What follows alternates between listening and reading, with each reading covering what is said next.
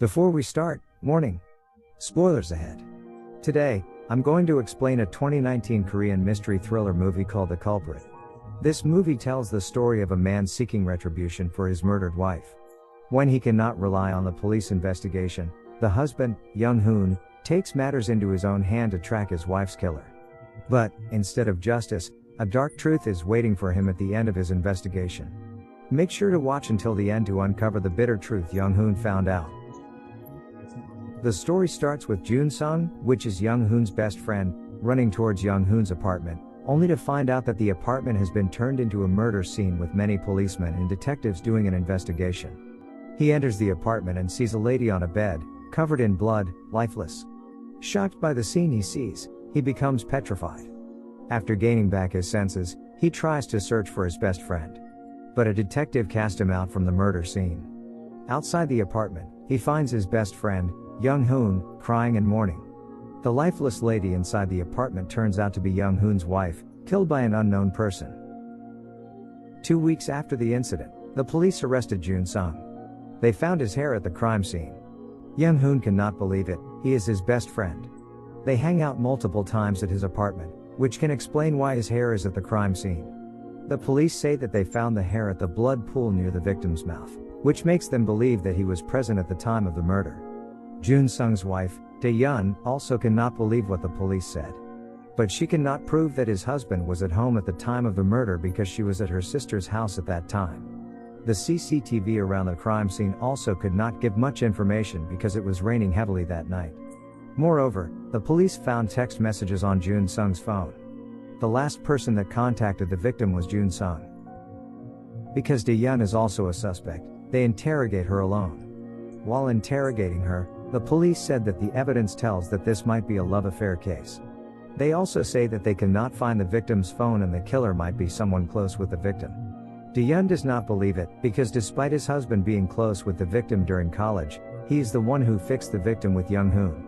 But after the police showed her the text message between her husband and the victim, she realized that his husband might be hiding something from her. After the interrogation is over, Dae-yeon confronts her husband about the evidence the police showed her. On the day of the murder, they had a big fight.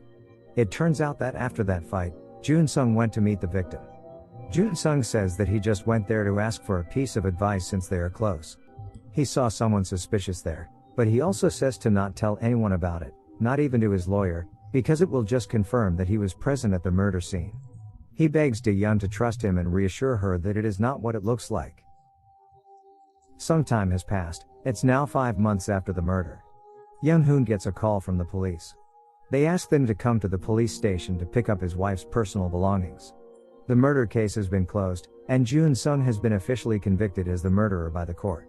While picking up his wife's belongings, he sees some of the investigation documentation and becomes angry. He tries to take the whole box, the police stop him, but eventually, they let him take it. After that, he goes back to his motel. He meets Dae-yeon in front of the motel. She calls him but he ignores her.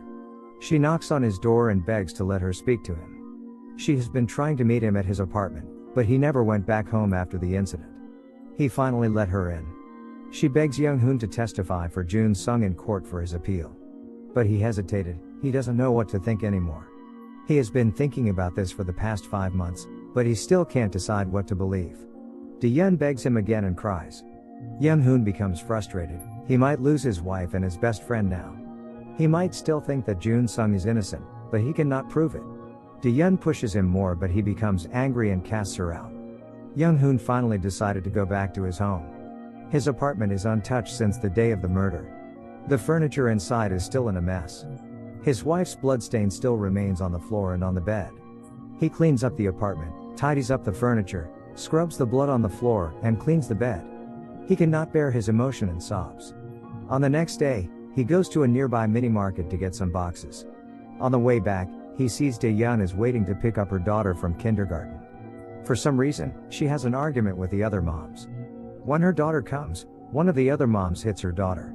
This makes Dae-yeon angry. But because her daughter is crying, she decides to go away. He goes back to his apartment. When he almost falls asleep on a desk, he hears someone trying to open the locked door. He rushes outside and grabs that unknown man. He asks him who he is. The unknown man says he is sorry, he thought that no one is inside, then he runs away. Young-hoon goes back inside, his hand is bleeding. When he wipes his hand with a towel, he realizes something. He grabs a photo from the investigation box and matches it with the towel rack. He realizes something from the towel rack condition at the time of the murder. This makes him motivated to once again try to solve his wife's murder. He takes all the investigation photos from the box, learns them, then recreates the murder scene as similar as possible. He then tries to reenact all of the possible scenarios to find out what really happened on that night. On the next day, Dae-yeon visits him. She freaks out when she sees the fake blood on the bed. Young-hoon says to her that he made that. He explains to her that he is trying to recreate the crime scene. He tells her that he is trying to get the real answer so that he can move on with his life, either hating or forgiving them. He shows her what he has found out so far. The towel rack with his wife's undies was covered at the time of the murder. If it was Jun-sung that visited her, she would have moved the towel rack. That means someone just dropped for a while, or she didn't mind showing those undies to that visitor. That's why he thinks that it was not Jun-sung who visited his wife that night. The towel used to cover his wife's face was also a gift from Jun-sung that he specifically chose the rainbow design on it. If the killer was him, he would have recognized it and used another towel to cover the victim's face. Those things still cannot tell the identity of the killer, but he is sure that it was not Jun-sung. Despite this explanation, the police still think that this is an affair and Jun-sung is the killer. Young-hoon says that he will testify on Jun-sung's appeal court, but he begs Dae-yeon to help him find the killer. On the day after that, she comes there again to help Young-hoon with the investigation. But Young-hoon is not there.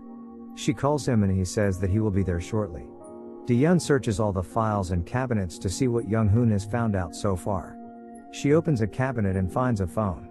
Suddenly, Young-hoon appears behind her and says that it is his wife's phone that the police couldn't find. Dae-yeon startled. Stuttering, she asks him why he has the missing phone. Young-hoon says that he didn't mean to hide it from the police, but there are so many private photos of him and his wife on the phone. He doesn't want the police to see it. Young-hoon tells her to keep it a secret and to not tell the police. After that, they try to reenact the possible murder scenario. Dae-yeon is still a little bit frightened, but Young-hoon makes her do it anyway. He acts like the killer, and Dae-yeon acts like his wife. He tells her to lie down on the floor and shows her that there is a sign of struggle there. Then he strangles Dae-yeon, but he becomes too emotional and strangles her too hard. She manages to break free and run towards the exit door. She then visits Jun-sung at the prison. She tells her husband that she thinks that the real killer might be Young-hoon all along. But Jun-sung says that it is too risky to act now. If he doesn't trust them, he might not testify in court for him. One day before the final hearing, Young-hoon's father-in-law meets him. He is angry because Young-hoon is going to testify on the behalf of the suspected killer of his daughter. He feels like Young-hoon is betraying his own wife. He goes to a nearby mini-market. The mini-market owner says that he has the CCTV video footage that the police didn't pick up. He gives it to Young-hoon, hoping that it will help him. The video doesn't directly show his house, but it can help show who walked past the store into his house. Surprisingly, the video shows the unknown man that tried to enter his apartment the day before, buys a knife and goes back to his car. Young-hoon gets his car's license plate number. He brings this new evidence to the police, but the police say he can't investigate someone who is not a suspect. He and Dae-yeon then consult with their lawyer, but he says that it is too late to bring a piece of new evidence. They have to wait until the result of the appeal. Young-hoon cannot accept it. He cannot just wait after he found this important clue. He then goes to one of the detectives to get more information from the license plate number. He bribes him to give him information about the address registered on the license plate number. On the day of the appeal, he goes to the address. When that unknown man shows up, Young-hoon attacks and kidnaps him. After arriving at his apartment, Young-hoon ties the man to the bed where his wife was found dead.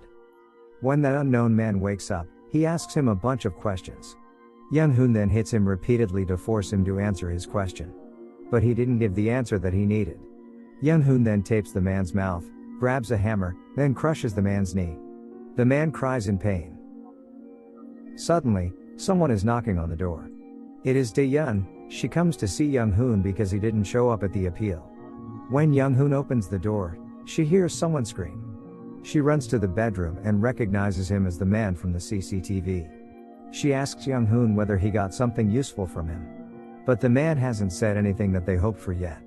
Diyun then persuades him to let go of the man and testify for Jun Sung in court now. Diyun might think proving Jun Sung's innocence is the most important, but Young Hoon's priority is to find the killer. Young Hoon becomes more confused. He still can't see the truth behind all of this. He goes out of the room to take a smoke break. While Diyun is alone with the man, he tries to convince her that the real killer is Young Hoon. If she unties him, he will help her prove Jun Sung's innocence. Diyun believes him and unties the man. Young Hoon rushes to the room, but Diyun closes the door. She then calls the police for help. Young Hoon finally breaks the door and enters the room. But it is already too late. The police are already on the way. Now that the police are on the way, the man tells them the truth. He went there that night to kill Jun Sung. When Young Hoon asks the reason, the man tells him to ask Diyun. Diyun seems to be hiding something. Young Hoon doesn't have any other option. He unties the man to let him speak. It turns out that Jun Sung is having an affair with the man's wife. She is one of the moms at Diyun's daughter's kindergarten with whom Diyun had an argument a couple of days ago. That night, the man was following Jun Sung, thinking that he might meet his wife somewhere. When the man saw Jun Sung enter an apartment, he snapped and bought a knife at the mini-market. He then confronted Jun Sung at that apartment, but when the door opened, Jun Sung was not with his wife, he was with the victim. Diyun falls silent because she already knew this. Jun Sung told her when she visited him before. The police have come, they are knocking on the door. The man shouts for help. Diyun holds the man down and begs Young Hoon to not open the door. Young Hoon must choose, should he believe the man or help Jun Sung? Diyun once again begs him to help her. He doesn't have to testify at the appeal, he just needs to not tell about what the man said to the police until the appeal is over. He drops the hammer and walks towards the door. Diyun tries to hold him, but the man prevents her. Suddenly, Diyun bashes the man's neck with the hammer, killing him. The police keep knocking on the door. Diyun offers him to frame the man together, so she can save Jun Sung, but Young Hoon becomes petrified. When the police break the door, Young Hoon still hasn't answered, so Diyun bashes her own stomach with the hammer to make it looks like Young Hoon is the perpetrator. The police come inside and arrest him. After that, Jun Sung is released. His lawyer explains to him that Young Hoon is now arrested for the murder of his wife and Diyun is not at the hospital. He then goes to pick up his daughter. While driving, he opens a bag and feels something weird inside. He stops the car and looks inside the bag. He found a knife, covered in blood. At that moment he realized that the killer is not Young Hoon. It's his wife, Diyun. It turns out, on that night, she sees Jun Sung leaving the victim's apartment. We know from before that Jun Sung is indeed having an affair, but not with the victim. He was there because the victim also found out about the affair and wanted to talk about it. Diyun knocks on the victim's apartment door. Since she knows her, she lets her in. She asks her if Jun Sung was just here. The victim said no, which makes Diyun sure that they are having an affair. Diyun snaps. She slaps and strangles her. She grabs a knife and then stabs her on the stomach. She then wipes the blood and covers the victim's face with a towel before leaving the scene. Subscribe to watch more videos like this, turn on notifications, and leave a like and comment to help the channel out. Thank you for watching, and see you next time.